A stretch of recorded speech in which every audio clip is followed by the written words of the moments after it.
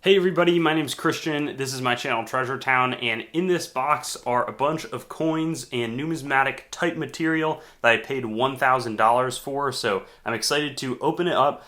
It might be a really long video, in which case I'd probably split it into two, but I want to see how I did and just sort of go through the process for you of like how I'm purchasing coins. You know, this is from a wholesaler, so was able to get some slightly better deals, and we'll just go through it, show you what I've got. I know what some of it is, but there's also some stuff where I was just like, hey, just bring the total to 1,000 and it'll make things easier, and so he did just that. So let's crack it open, see what we've got, and hopefully do pretty well. Let's jump into it. And it's now time to open this thing up. And there's everything we got from that next batch. So let's just start going through these coins. I'm really excited to see some of the things. You know, I've seen a little bit of some previews, you could say, but we'll just start with this Presidential Oath dollar, James Monroe. I've never seen this. ANAX Mint State 66 limited edition to 1,000 coins, and you know, I assume that that's what's on the outside of this. I don't know if this is like a private issue or if the Mint did this as a special thing. My guess is that's the first type, sort of the Mint just having some fun and putting this together, but no idea on valuation outside of that this is a cool coin. And you know, so much of the fun in the hobby is like getting to deal coins on a regular basis and then learning a ton about them. And so after that, we're going to have some Shipwreck coins. Let's see.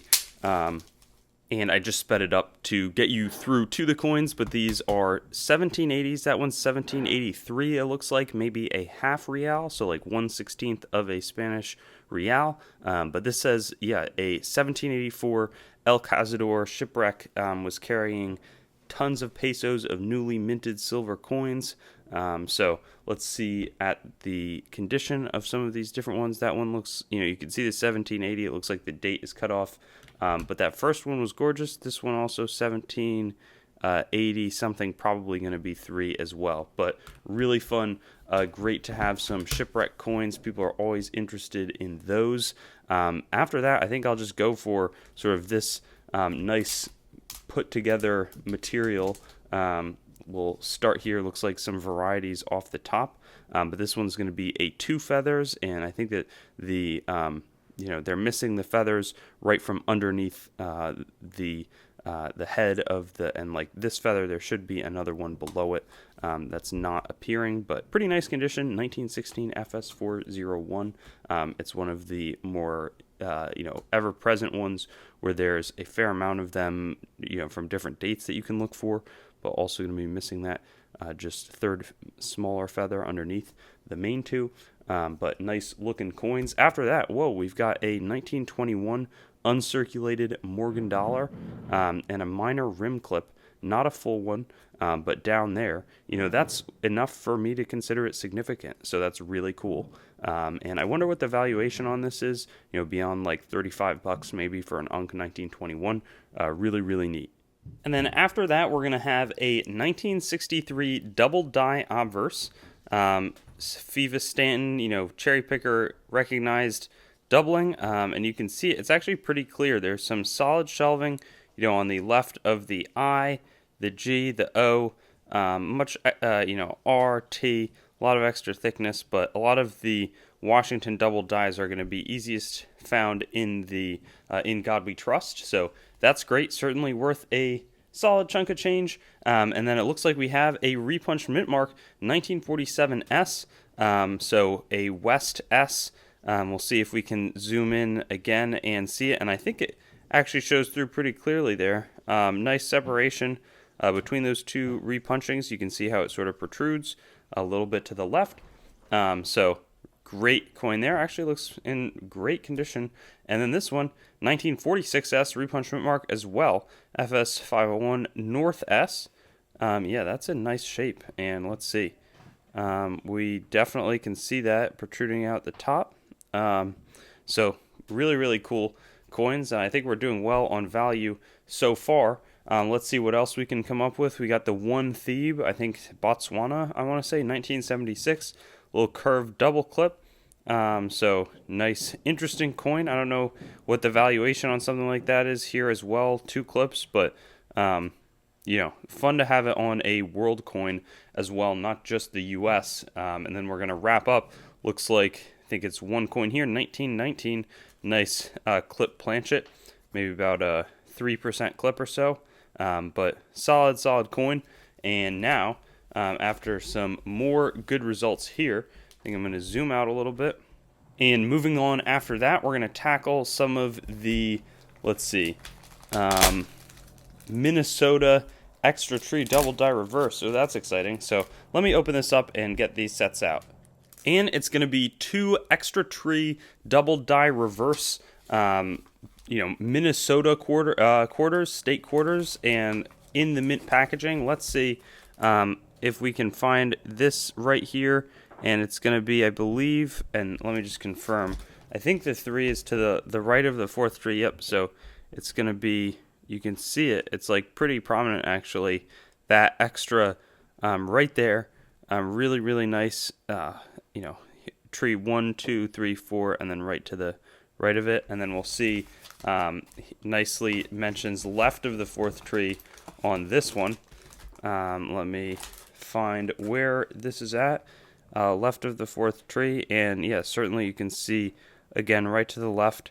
Actually a pretty visible tree as well. So really neat. I don't know what sort of valuation is attached when it's in the mint packaging.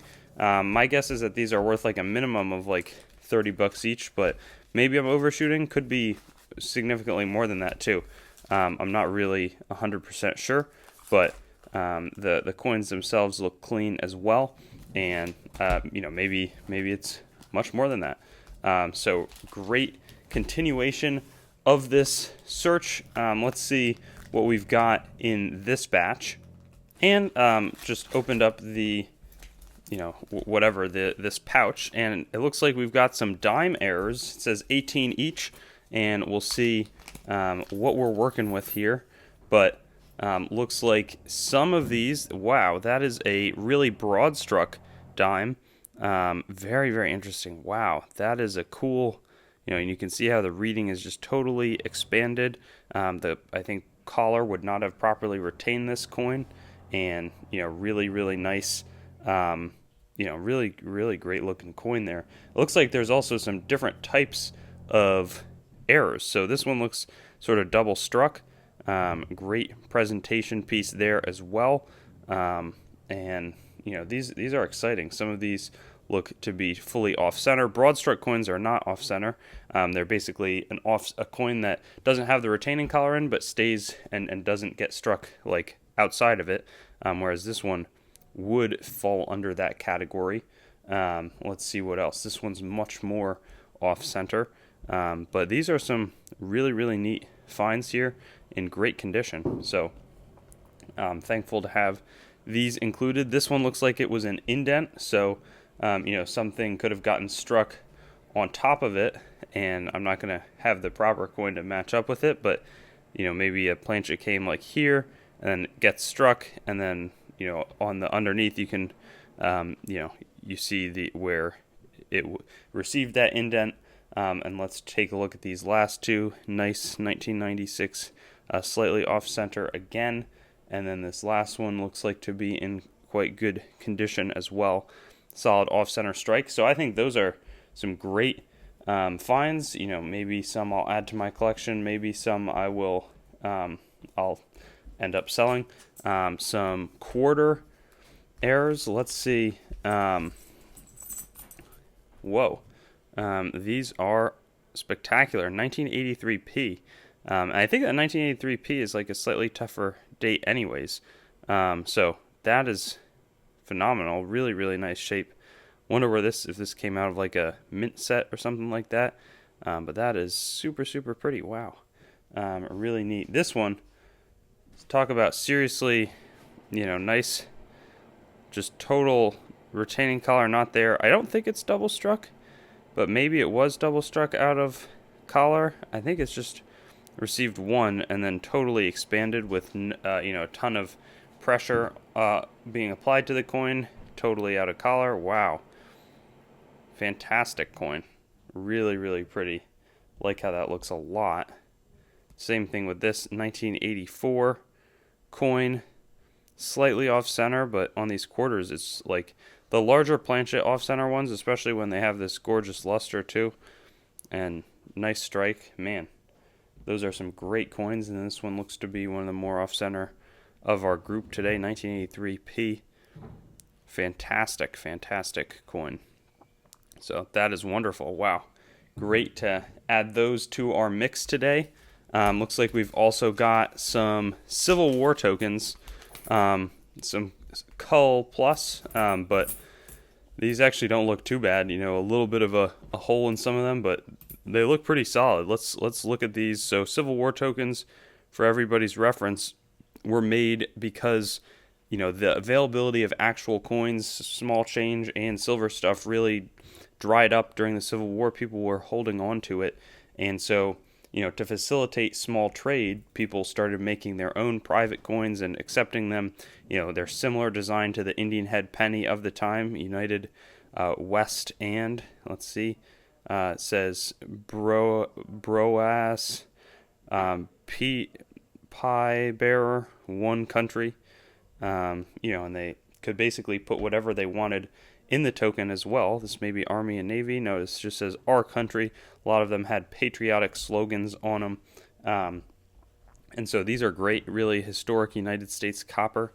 Let's see, tradesman's good for 1 cent currency. Wow. These are awesome. So we got, let's see, Union Forever 1864. Lovely. Great coin. So this is a really nice mix here. United we stand, divided but we fall. This one actually looks pretty good. Drugs, dry goods, groceries, hardware, and notions. So lots of very interesting Civil War token material. We got 3 more. I'm going to go through each one here. This one says, the Federal Union. It must and shall be preserved. Again, Army and Navy, these patriotic things coming into effect. Really, really like that. You know, good to have the patriotism. Oliver Boutwell Miller, Troy, New York, redeemed at my office in 1863. So he was putting some of these pennies out there as well. And then lastly, let's see, for Republic Accommodation, 1863. I haven't seen this design before. United States copper. Great. So we got some fun Civil War tokens to add to the mix. Let's see, finally, and then we're going to get into some of the graded material. We got some more error quarters. This one looks like a nice clip planchet, and you can see the Blakesley effect across the other end of the coin. Really weak over here. So that's great. Let's make sure there's no, I forgot, I think 68 there might have been, or maybe it's 68D, double die reverse, I'm forgetting. But really nice, you know, complement some of the other quarter errors that we've got. 1967, also a nice clip planchet, and again, you want to look for that weakness 180 degrees across. It's not always there, but often. And then we've got 2 more here, 1965, and there you can see maybe it's a little weak, but not really too much, maybe a little bit over there. Nice. And then our last one looks like a little bit more of maybe like a railroad rim partial collar type deal. You can see, yeah, the rim's really getting pushed up on that edge. 1981p. Super interesting coin. Wow. I've seen some similar things, but you know, that's really you know, notable. So fun, really fun. And now we get to delve into some of these graded coins. Always exciting to go through. Let me just cut this open. Okay, so we will start. We have another batch after this, but Kennedy half dollar. I see an FG. I'm guessing it's going to be some type of doubling, and let's look closely. It looks, I can't tell if that's a little shelving up in the E. It's going to be a Mint State 65 double die FS102. So I'll zoom in a little closer. I can't say that I remember exactly where on the coin. A lot of these types of doubling is going to be in the In God We Trust. I think you can see it best maybe in the S and the T. And the U, you can see that split, same thing, split in the R. Great reminder out there, 1971D halves. Got to look for them. There can be some great material here, and then a nice half dollar, 40% silver, it looks like. And this one is going to be Mint State 64 silver double die obverse FS101. I think I'll do a little guess the grade here going forward. But let's see, is that a little bit of doubling on the inside of the B? I'm not really, or maybe it's more in the date there, and probably in the We Trust as well, slightly. So that's fun. Really, really cool coin. I like all these varieties. Let's see. Here's a proof coin. Maybe it'll be, looks like a wide AM. Nope, it's 1970S. So I think that this is going to be, actually, I'll cover up the grade. Small date, but I would say this one looks, is it cameo or not? I'm going to say proof 67, no cameo. And that is exactly what it is. So happy with that grade call, small date. I think the small date proof is the better one, so I'll have to get valuation on it, but that's a neat find and tougher. Look through those 1970 sets. And then here we've got a nice looking quarter. Let's see, 1969D, and it's going to probably be, let's see if we can spot the repunchment mark there. Maybe a slight repunching to the north. I'll follow up with a photo though. And grade wise, I mean, I think that's really nice. I would call this like Mint State 66, I would think. And it's going to be 65, but really, really nice coin. So fun variety. Got some great varieties. So neat how those add such a nice dimension of treasure hunting into the hobby. When there's no cost like looking through bankrolls. I was reading a magazine, Kaneka magazine, actually, great organization. Somebody went through over $1 million of bank wrap rolls of quarters from different banks and found some cool stuff, found some really neat stuff. And was basically saying you can find all sorts of things. Let me get this open. And the hunter wasn't even paying, anything above spot, just the time that it took him to get there. But we've got a quarter here.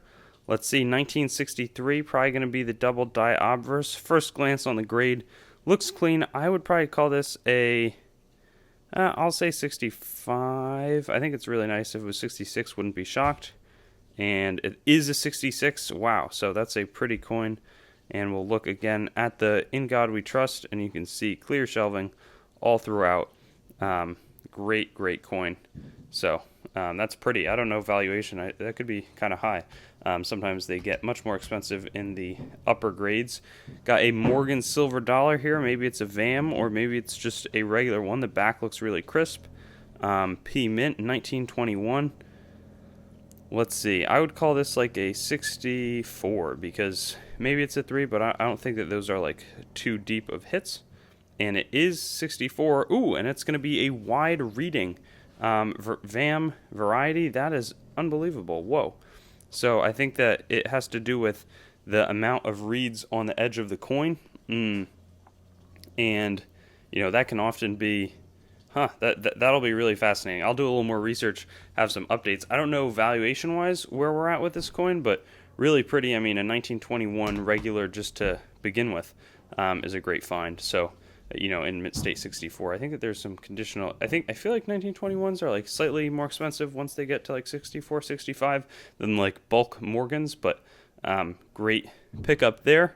And then let's see what else we've got. We've got a proof Franklin half dollar 1956. I'd call this like proof 66, and it is type 2 double die obverse. So I actually don't know the proof double dies too well. I would not have known to look for that, but we'll do just that, and then either way, I'll update you with, like something in the video. I think sort of in the inner curl of the 9. Maybe I'm just making stuff up and trying to see something that's not there, and a little shelving in the 6. But I'll definitely let you know where this is. Happy. My grading has been on point today, which is not, I'm sure I'll really now badly grade the last coin of this batch. And I think that we've done well for the $1,000. Very fair. I'm going to put some effort into, selling some of this. Maybe hold on to a little bit more of it as well. It looks very deep cameo. Ooh, it's a 1/4 ounce from Mexico Libertad, Mexico MO Mint in Mexico City. I'm going to say that this is like proof 68 deep cam, and it's going to be 69 ultra cameo. Okay, great, but I kind of like the custom label in this instance as well. Really pretty coin, but I think we did great today. Have some really fun material, lots of varieties in slabs, lots of great mint airs, some historic Civil War tokens, historic shipwreck coinage, some great sort of varieties over here, and then I always love the extra tree Minnesota coins. Really thankful, happy with today's hunt. Glad you could come along for it, and look out for any similar. I'll always try to unbox and unpackage anything like this with you in the future. Thanks for watching the video. Be sure to like, comment your thoughts, and subscribe to Treasure Town, and get in touch with me on Instagram, Facebook, and Twitter. Also, check out my website, treasuretowncoins.com, for news and updates related to the channel and collectibles in general. Lastly, there's a link tree in the description with links to all of my other sites, as well as some affiliate links that can support the channel. But with that being said, have a great day, and I'll hope to see you on some of my videos in the future.